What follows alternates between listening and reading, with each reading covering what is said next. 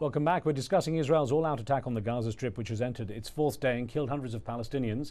Here in Washington, we have Dr. Khalil Jashan, a lecturer in international studies and languages at Pepperdine University. And in Jerusalem is Israeli political consultant Mitchell Barak, who's also founder of Kivun Research. Let's get back to our discussion. Mitchell Barak, I know you want to respond to some of the comments made earlier. Can I also ask you if attacks against Israel do intensify following this incursion by Israeli forces, if there is more suicide bombing, for example, will anyone in the Israeli leadership be held accountable? I think the entire country is united behind the leadership. We're in the middle of an election campaign. The election in Israel will be in February, and the parties have basically stopped campaigning. They stand behind the prime minister, who is not standing for re-election. All three of the major parties, all of the parties are united on this.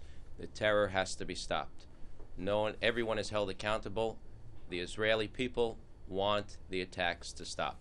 Okay. Now, if I could just go back to one of the comments that one of the callers said about the UN not comparing what's going on in Gaza to what went on in Mumbai, I think that person is confusing the arsonist with the firefighters, and that's one of the problems today. There are people that create fires, and there are firefighters that fight them. There are people that are terrorists, and there are those that fight terrorism. Israel is fighting terrorism. Israel is protecting their citizens. And I don't think you can confuse those people with those that are attacking Israel, that are attacking civilians indiscriminately at any point. Dr. Jashan, how is this going to reflect on Mahmoud Abbas? I think Mahmoud Abbas, that's what I referred to earlier. Mahmoud Abbas is going to be probably victim number one to this. I don't think he's going to be able to govern. I don't think he's going to be able to extend his term. All this talk about the possibility of the Palestinian Authority under Mahmoud Abbas returning to Gaza under Israeli bayonets for all practical purposes, all this talk is daydreaming. I don't think that will happen. So what happens in January when his term ends? I think he is damaged goods. I don't think he will be able to govern the Palestinians after this, because the impression in Palestine and outside of Palestine is that he was either aware or somewhat did not have the right reaction to this campaign by Israel. Let me get in a quick live chat room question to you before I get back to Mitchell Barak. Sure. This came from Anish in Germany, who says, why are Arab governments so passive about ending this conflict between the Israelis and Palestinians? Because for all practical purposes, I think over the past 30, 40 years, Anish, I think the the Arab governments have resigned from the Arab-Israeli conflict. They have their own interest. They act as nation states that focus on their own internal interest, and their support for the Palestinians is basically just a token expression to pacify their public opinion. Okay, let's get Megan quickly from London, who's been very patiently waiting. Meg, go ahead with your question. Yes, my question is, what did Hamas, what did they expect to achieve, or what did they expect when they were firing over 100 rockets every day in the last 12 months? What do they expect to get in return?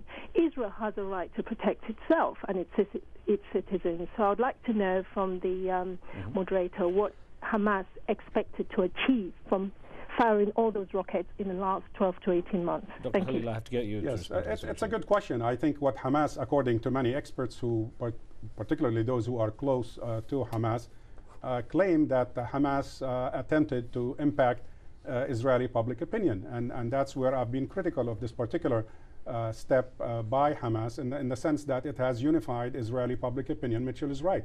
Public opinion is unified, but unified against the Palestinians right now, and that's not the purpose that supposedly Hamas had for its rockets. But again, we cannot look at this in total isolation from the fact that Gaza remains an occupied territory by Israel.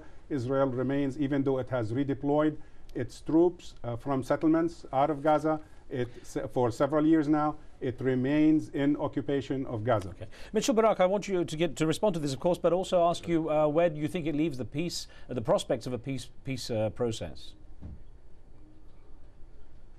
Well, you can't have a peace process when you have terrorism and a war going on. And I think the Palestinians a long time ago, if they wanted to make peace, they could have made peace. Because it's very simple. They would have found a very willing partner in Israel. Israel has showed that they're willing to make painful compromises. They're willing to make territorial compromises. And they just want to live in peace and quiet. And had the Palestinians at any point, and if they still want to, they can. If they give up terror, or the terrorist organizations stop fighting Israel, stop attacking Israel within Israel's borders, on Israel's borders, they will find that it's very easy for them to have peace because Israelis want peace. Juliana, and if you would just let me go back for 1 second. Go on. There was a discussion just now, why are all the Arab governments silent right now with the Arab-Israeli conflict? And I want to tell you the reason they are silent is because terrorism of the Hamas, of the Hezbollah, of Iran threatens them as much as it threatens Israel.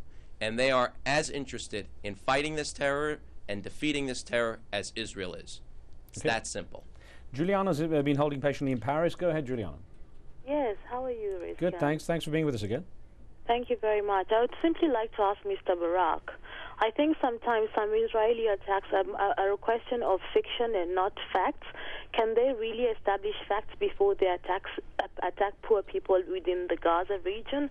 Another question is, why are they prolonging this thing? Why can't they just end this war irrespective of not having found? I think they also have a part to play. It's not just Hamas who has a part to play. They also have a social responsibility. Look at the children who are dying. Juliana? Look at all the people who've been harmed. Juliana, we have very little time, so let's get Mitchell Barak's response.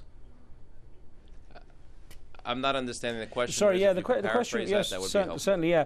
Juliana's question or comment was that actually this is a two-way street. It needs some kind of action, some kind of reconciliatory action on the part of Israel, but also the issue of finding some kind of common ground to be able to move forward. You know, how long will this attack go on for? Listen, I just saw the news now, and one person was killed in Ashdod. And 4 people were injured. There was another missile attack tonight. I mean, again, it's very simple. If the Palestinians want to stop and want to move forward, all they have to do is stop the terror.